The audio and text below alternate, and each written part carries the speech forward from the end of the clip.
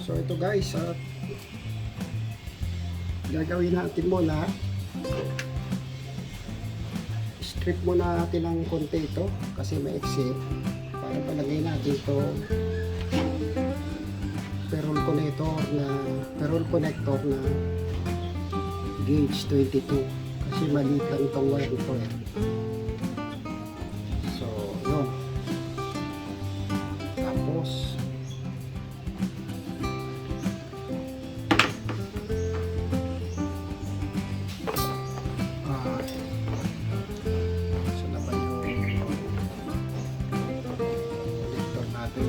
alisin ko muna yung guantes ko guys, itong kanan kasi ito yung pang-grip ko.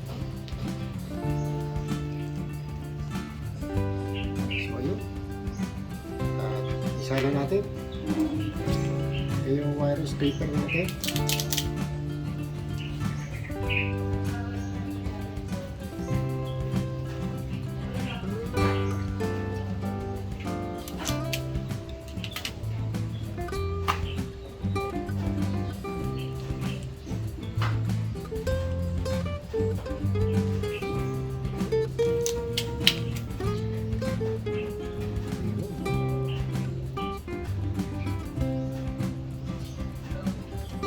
Push lang natin ng konti para hindi mahirap siya ipasok na sa butas na perol connector.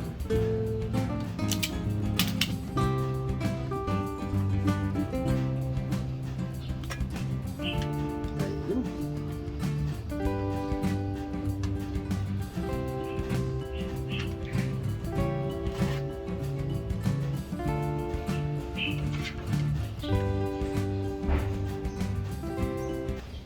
Cut natin yung excess na wire sa dulo. Yun, tapos lagay natin to perol connector. So yan guys, nakalagay na. Saka natin i-crimp ng ating crimper para sa perol. Ayan.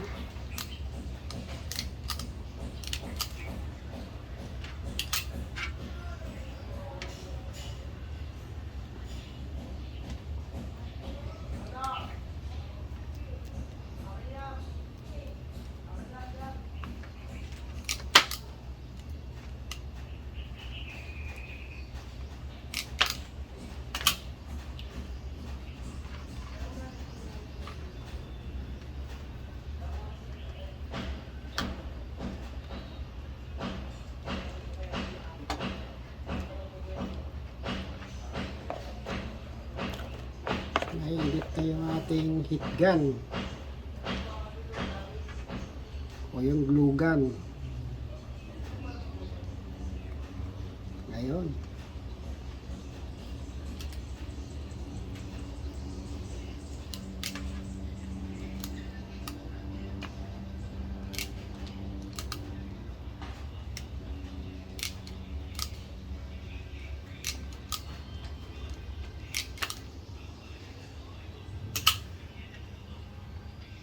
ayun guys, okay na.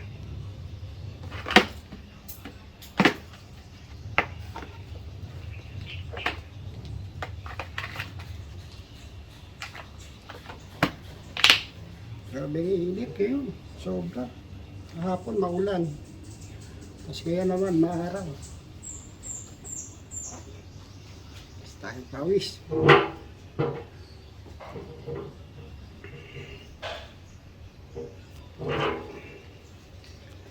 Wait guys,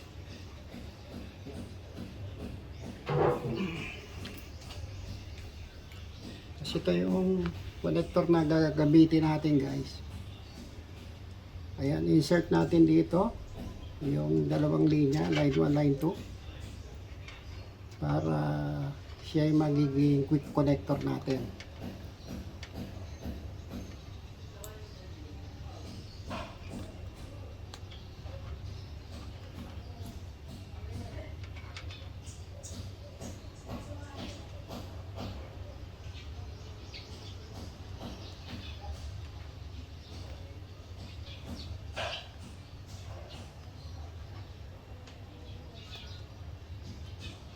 Yun, oh. Tibay na guys, hindi na masyadong naihila to. Tapos kasi ito, tipix na natin to. Lagyan na natin ng glugan. Glugan mali. Lagyan na natin ng glue using glugan natin. Ayan. Lagyan natin dito. Para hindi guys gumagalaw-galaw.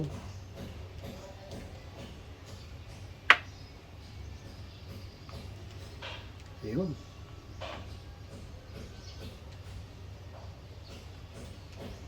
Saglit lang naman yan dumikit. Ayan, oh. Tibay na guys, oh. Hindi na umakalas. Tapos ito, lalagyan din natin para hindi pumapagpag na ganun. So ito, quick connector din to. Kung gusto mong alisin, papunta doon sa LED, hugot. Ipapress mo lang yung dalawang gilid, tapos hugot to. Yan.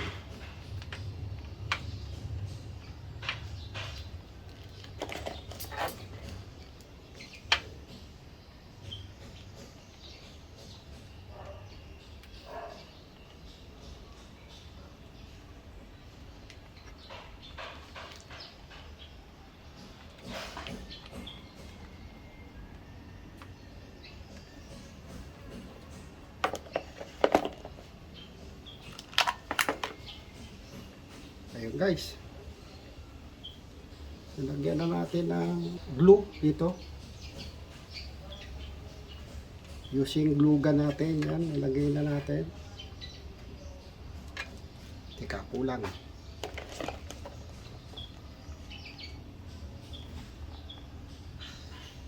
Ayan. Nilagay natin para matibay.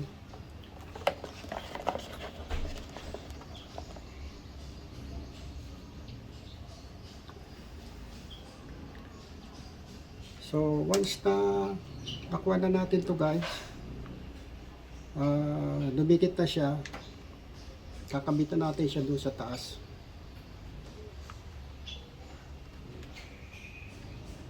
Yan, tibay na, oh. Tibay na. So, ito guys, para mas tumibay to, 24 hours talagang curing nito.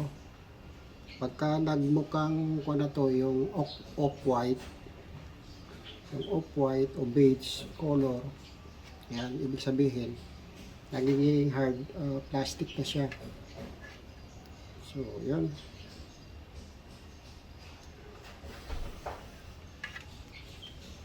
So next natin guys, ito since nandito lang yung butas sa dalawang dulo, yan, lalagay din tayo sa gitna para matibay. Kasi lulundo yan guys, gaganon yan. So lalagyan natin ng isa dito, dadagdagan natin. So yun.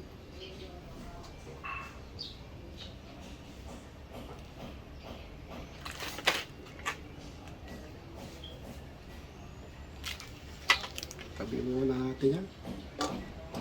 Ito yung ating puncher. So, center. So, nandito lang yan.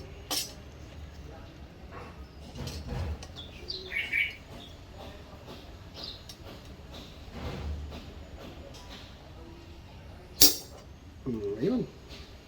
Para pagbarera natin guys, hindi tumatakbo yung drill natin. Lalagyan natin ng marker. Tapos ito yung maliit na barena natin to. Siguro pwede na to ang ating DC.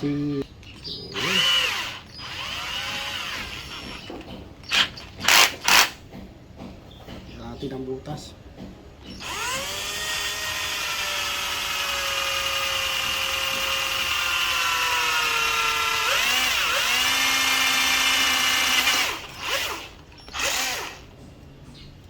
Yo. Ayos. Tapos Tapos alisin natin to drill na to para sa metal. Ipalitan natin siya ng susunod. Yung ating extension para sa self-threading, sa panhead self-threading metal screw natin.